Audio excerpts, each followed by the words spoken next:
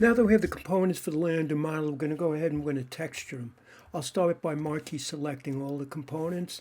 I'll delete the history and freeze the transform. While they're selected, I'll right click and I'll choose Assign New Material, and we'll use Arnold AI Standard, and be sure to name it in your attributes window.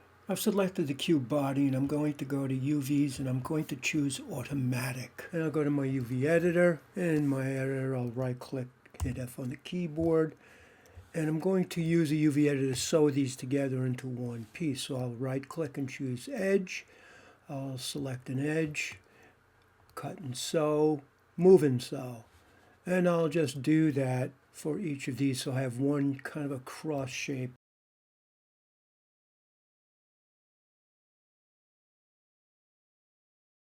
I'm going to go ahead now and just put it outside of the box that will be exported to Photoshop, that light gray box that we see here. Now I'll go back into my viewport, right click, choose object mode, and we're going to use planar mapping for all the other components. I'll start with the claw hand up here, and I'll go up to UV, and I'm going to go into planar mapping and the attributes.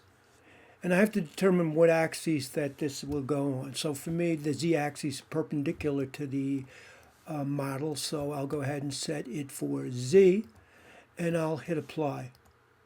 And then I'm going to go to the channel box, and I'm going to make sure projection width and height are the same number. It makes no difference what it is right now because it's going to have to be scaled and moved around inside the UV editor. So if I was to return to my UV editor and hit F on the keyboard, I can see there it is. I'll use my move tool to put it outside. Maybe I'll just scale it up a little bit.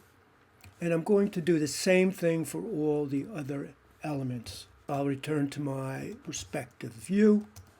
I'll select this piece, UV editor. It's already set for Z, so I'll hit planar, and then over in my channel box, I'll change the projection width and height. Going into the editor, hitting W on the keyboard, I'll just move it outside, and I'm going to do that for each of the others. One thing to note from the previous video that certain pieces of these were combined. Static pieces like the leg and this turret in the center that the propeller will be hooked to eventually, that is also a mesh combined component. And now I can continue to map the rest of these. Now that I have them all mapped with the UV, I've selected them in their object mode, and I can see them now in my UV editor. Now I need to get all of these into this gray box so that when we export the UV, Photoshop sees all the components. I've moved all of the UV shells into the box that Photoshop will see, and I've selected them in the viewport in their object mode. Now I can go to Image, UV Snapshot. I'm leaving the resolution at 2048 by 2048. Image format is a PNG, and the edge color is black. I'll browse to save it to my folder. And once I've clicked on Save, I'll come back to mine and click on Apply and Close. Now we'll go into Photoshop and we'll texture this. Opened up the UV map in Photoshop, and a texture I want to use for the body of the lander. I'll make a selection of the texture, and I'll copy it, and I'll paste it into the UV. Now I'm going to move it and scale it to fit. So I'll rotate it. Holding the shift, I can snap it, and I'll put it into position, and then I'll scale it up to cover the whole thing. I'll move it under my UV map in the layer window, and now I need to go in and edit so I have that kind of cross shape and it's not going over any other components here. I'll add a layer mask at the bottom of my layer window, and I'll hit M on the keyboard. I'm going to use my rectangle marquee tool. I'll make a selection up in here, and I'll get my brush, making sure the hardness is 100%. Changing the scale by using the open-close brackets on the keypad, and I'll get rid of that. I'll get my marquee and put it over the other side. B for brush, I'll edit that, and I'll deselect, and I'll marquee select down in these corners now. Doing the same. Marquee, move the selection over. B for brush, and deselect, and I'll save this. Now I'm going to add a little bit more dimension to our texture. I'll select a layer, I'll hit M on the keyboard, and I'm going to make a selection that is just a little bit smaller than the actual UV panel here. And I'll hit Command J to copy it onto its own layer. Now I won't see any kind of a change immediately, but if we look in the layer window, you can see there it is. Now with that layer selected, I'll either go down to FX at the bottom of the layer window, or I'll double click on the gray. Either one will give us the layer styles. I'll start by putting the bevel emboss on, and I'm going to play with that a little bit. I want to make sure it's kind of a chiseled hard, because it's kind of metal. And then once I've put the bevel and emboss on and played with it, I'm going to put a stroke, and I'll make the stroke black, and I'll set it for 2, and then I'm going to go and put a bit of an outer glow on it just to give it a little bit more dimension. Setting the blend mode for normal, I'll go ahead and up the size on this a little bit. You can see it's got a little bit more of a presence now. It looks more three-dimensional because of my bevel and emboss. And of course I can always go in and alter these a little bit more. I'd like to make a copy of this box for each of the other panels and scale them appropriately.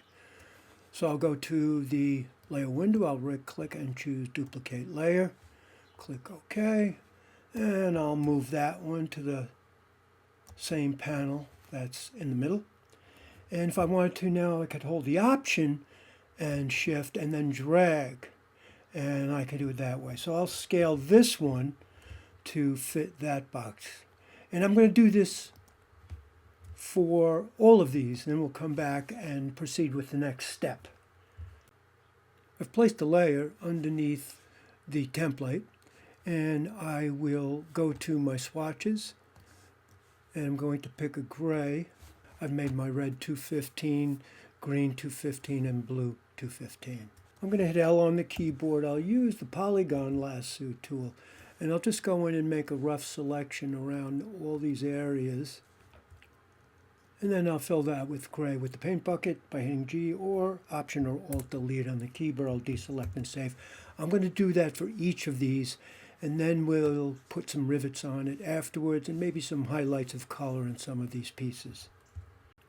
Now that I have these other pieces filled with the gray, I want to run some rivets along here just to give it a little bit more of a metallic look. In my layer window, I'll add a new layer, and I'm going to hit B on the keyboard to get my brush. I'm going to make sure the hardness is set to 100, and then you'll have to set this to the size of your UV map. So I'll put my brush over this component, and I'll just hit the open bracket until it gets small enough. And I can see that my brush size is 25 pixels right now. We're going to use the same gray, so I'll click to fill it with the gray I have. I'm going to do two things. I'll put the stroke on it on the outside, leaving it black. I'll leave it at 2. And then I'm going to go ahead and put the bevel and emboss on it. So I'll click on bevel and emboss, and I'll put a little bit of an outer glow on that as well. But I'm going to wait until I actually move it over one of the gray components to see what it looks like as far as the position. It's a little too big, so I'll go ahead and I'll scale it. And I'm going to hit B on the keyboard because now I want to scale the brush down to roughly the same size or even a little smaller. Now I want to run a straight line of rivets along here with spaces in between. So I'm going to go to Window, I'll get my brush settings, and in my brush settings down at the very bottom, there's the option to change the spacing. So I'll just spread that out, and maybe I'll make it like 310%. And then I'm going to return to my layer, and if I click and hold the Shift key, I can just drag across and put the rest of them in. I'm going to do that for each of these components. Now, with the angular one, I'll click, let go, hold the Shift, and click where I'd like them to come to. And you can see now it goes at that little diagonal angle based on where I position the second brush mark. I'll click here, holding the Shift, I'll click there, and I'll do the same in here. And I have one more up here, and then we'll be able to come back and add a little bit more detail to that propeller, which is this component right here. And then we'll add a little bit of color to the tips of the claw. I put some little rivets on this as well, so I'll just run them down the center. I'm going to put a new layer in, and I'm going to put a little red tip on the propeller because it's going to spin, and with that red it'll be eye-catching and a little bit more engaging for the viewer. I'll marquee select an area like this. I'll go to my swatches. I'll get the default RGB red and I'll hit Option Delete. I'll deselect, and I think I probably will do the same thing for the tips of the little claw up here. So I'll marquee select all the way through, and I'll hit Option Delete or hit G on the keyboard. Now we're ready to return to Maya and apply it. Returning to Maya, I'll select one of the components, right-click, choose Material Attributes, and then under Base Color, I'll click on the Color tab and navigate out to get my texture. And when I hit 6 on the keyboard, I should see this.